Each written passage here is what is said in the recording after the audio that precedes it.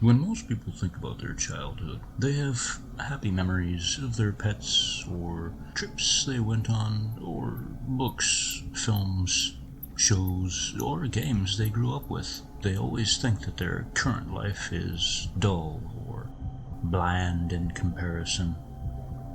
We have a tendency to forget that our childhood was always riddled with negativity. No one seems to recall that pets die, trips weren't worth the grueling hours in a car, and those media forms of entertainment weren't as spectacular as you remembered. If people simply stopped to think, then perhaps they would see how miserable their adolescence really was. They don't understand the cavalcade and avalanche of emotions they experience during this early period of their lives. You remember when your mom bought you that ice cream at the park, but you've pushed away that memory of your favorite cat running away into the back of your mind. Of course, you recall that one time when you went to little Billy's house and blew bubbles. But surely you've forgotten those hours you spent lying awake, fearful of the monsters in your room? Ah, yes, you remember them now. You're not sure where they came from, or when they started appearing. But you remember them. You remember how you woke in a cold sweat every night among twisted sheets. You remember how every shadow and every sound contorted into a looming figure or a shuffle across the floor. You remember the creatures of your nightmares hiding in the corners, under the bed, in the closet, in all the same places in which those creepy crawlies you hated so much resided. But, of course, you eventually grew up. You realized that the monsters weren't real. You eventually realized that the figure at your bedside was simply the shadows of tree branches just outside your window. The feet shuffling across the kitchen tiling downstairs was actually the dog looking for crumbs and scraps. All those nightmares were just your imagination. Once you grew up, you used your primitive form of deduction to piece things together. But what if I told you that you were wrong in deducing such things? That as you grew up, you just thought you had rationalized what it was you had hid from all those years. That those monsters you thought existed weren't just figments of your imagination, but were real beings of the dark, and that with age, you forgot how to recognize the signs of their existence. But of course, that isn't at all true, is it? No, you're smarter than that. You know better than that. I can't persuade you into thinking otherwise. You know monsters don't exist.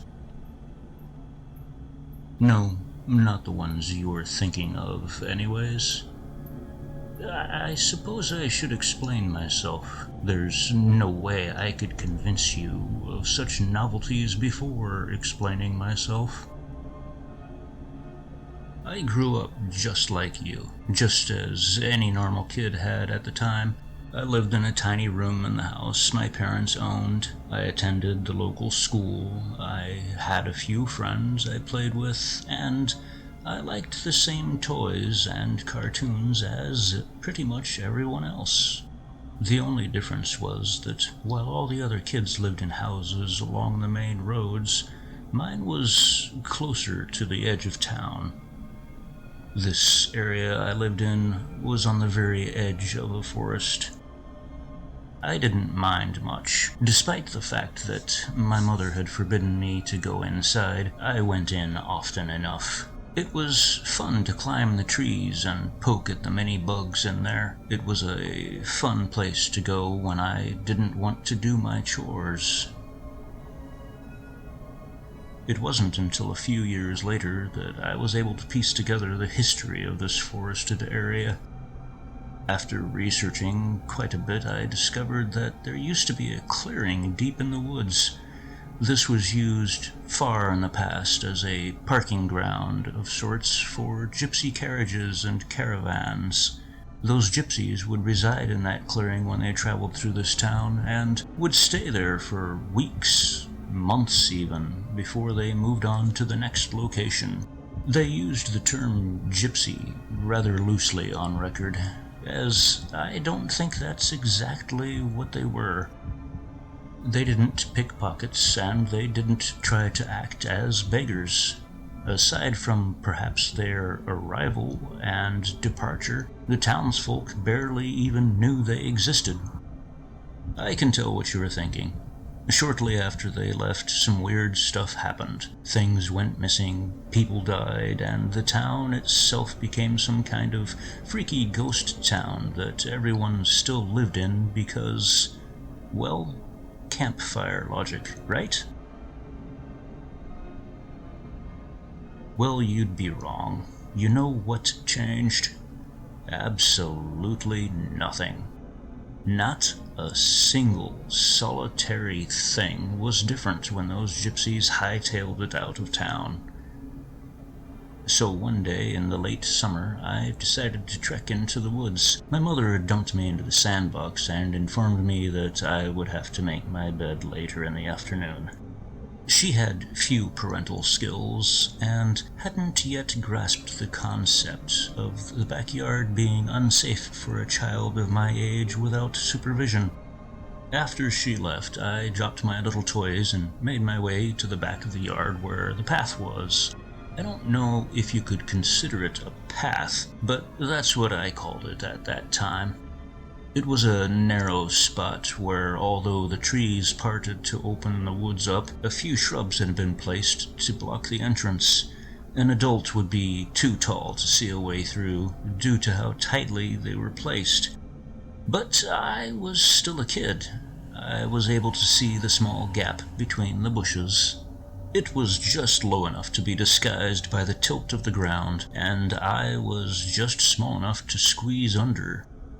Mother would question the state of my pants later, but I was a smart kid. After scooping some sandbox sand onto the knees of my trousers, she'd never know the difference. The forest itself was far more interesting than the bland landscape of my backyard. It was filled with towering trees, loud birds, and colorful bugs. They all melded together into this magical thing. It was something neither my beige box of sand nor faded blue interior of my room could ever equal. Feeling adventurous that day, I had decided to delve deeper into the waist-high grass. It had seemed so inviting, so peaceful. The branches seemed to curve upward to form a concave roof above my head. It was such a welcoming sight that I just had to go deeper. After wandering quite a ways, or perhaps only a short ways, you're never sure in childhood memory, are you?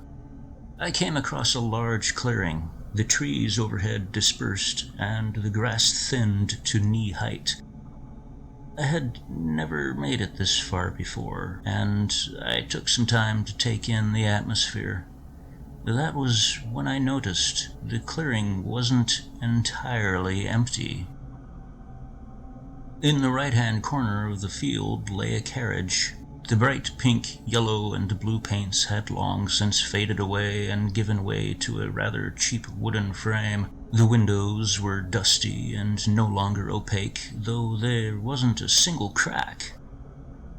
Upon closer inspection, I noted that the back left wheel was missing, and so the vehicle in its entirety was perched at a most peculiar angle. I didn't understand then, but now I believe the wooden wheel had lost or broken a key piece. Not wanting to interact with the township surrounding them, the travelers took the wheel with them in hopes of one day repairing it and returning. I recall a golden knob on the door facing me that intrigued me so. As a raven to jewels, I closed in on it. Heated by the high noon sun, the gilded handle practically burned to the touch. In order to reach it, I was forced to climb the frontmost wheel and lean in enough to grasp it tightly. With tiny hands, I was able to turn it and pull the door wide open. Disappointment overwhelmed me as I realized what was inside. There wasn't a hidden treasure trove of gems so small, filled with legendary crystal balls and tarot cards. Nothing of the sort. In my adult years, I would have assumed that they'd have taken every last one of their valuables. But alas, I was barely more than an infant. I didn't know any better, and had set myself up for frustration. The fabric of the seats hadn't fared any better than the outside of the carriage. They were slightly torn and discolored from many years in the sun. Indents were pressed deeply into them, hinting at where people had once been seated many times. Intricate carpet lined the floor and ceiling, and shelving was built inside for storing luggage. It was then that I noticed something in the backmost corner of the shelf. Upon closer investigation, and after wiping away a few many cobwebs, I pulled out what seemed to be a small wooden box. It was engraved with symbols I didn't recognize. Gemstones riddled the top and the sides, and the metal hinges were rusted shut. I could tell that I would be unable to open it with my bare hands. I don't remember the next course of events very clearly. I'm certain that upon returning to the entrance, I heard my mother calling my name. I waited until her shouts grew quiet before I ran for the sandbox. Noticing the box was still clutched under my arm, I buried it before continuing to the front of the house. She seemed to conclude upon seeing me that I had been playing in a place where she couldn't be heard. She then made me make my bed and fed me a peanut butter and jelly for lunch. My day went on as normal, and at the end of it she tucked me in once night had fallen. I lay there listening ever so carefully, making sure my parents were both in bed before I made my way outside again. My father had always been a heavy sleeper, and Mother never paid much heed to noises in the night. I made my way out to the little beige sandbox in the middle of the yard and was careful not to soil my pajamas. I pulled out the box and took it back to my room, making sure as not to step on any of the creakier side of the steps once inside. Once inside, I went back to bed with the container safely underneath me. When morning finally arrived, Mother awoke me to a bowl of cheap cereal that tasted suspiciously of cardboard. After breakfast, I returned to my room. I pulled out the box after I was certain neither of my parents would be checking up on me. I scanned my room. I needed something to pry it open. I wouldn't be able to smash it over anything in fear of alerting my parents. Remembering a small toy soldier contained within my toy box, I grabbed it and wedged it into the hole between the two halves. I worked it along the crevasse to ensure that there was no dirt in the way, and eventually inserted it into the center of the front of the box. I forced as much weight as I could onto the little figurine until the box gave way and the lid flew open. Contained within a soft, velvety purple fabric was a single gold coin. Holding it up to the light, I was able to see the beautiful circular patterns surrounding a little yellow gem on one side, and a sentence written in a language I didn't recognize on the other side. It seemed to glitter in the light flittering through the windows. The coin felt somehow lighter than it should have been, and I was drawn to it. I pulled it out every so often to see it, but otherwise I kept it hidden from my parents. I had to bury it down under the clothes opposite to which it coincided with the current season. I was able to keep it my own personal secret for a good few years. One day, I attempted to take it with me to class. We had grown out of childish little show-and-tell presentations of our earlier grades, but were still able to bring things in for projects. Recently, we had been given an assignment which required us to bring in something from our early childhood to present to the class. I thought, what better than my cherished golden Gypsy coin? I stuffed it into my pocket, and I remember not being able to keep my hands off of it. My fingers danced along its rim, and the gem gave off a warmth that I couldn't resist. It lulled me. I took my hand off it once, only briefly to grab my bag, and waved goodbye to my mother before immediately stuffing it into my pocket again. I stepped to the edge of our lot to wait for the bus. I was so caught up in anticipation and excitement that I was already feeling the first few flaps of butterfly wings deep in my stomach. I could hardly contain myself when I heard the familiar putt of the large yellow vehicle's motor. When it pulled around the corner, I looked up, so happy and so proud. It had pulled up to the street side, and the doors opened for me to step in. That's when I saw it. The fluttering bugs deep within me were instantly replaced with jabbing pains of disgust and fear. In the driver's seat, instead of a familiar sight of a cheery man I was accustomed to seeing, I was face to face with a creature of a most foul and heinous appearance. Its eyes were black, beady, and showed no intelligence. It had a purplish-black appearance to it, as if it had been rotting underground for weeks. It was naked, and its sexual organs, or what I gathered might have been them at one point in time, were missing. It smiled at me with rotting teeth. I screamed. I screamed like I had never screamed before. I turned and ran for the house just in time to see a second creature come to the door. This one also naked, but was more feminine in figure.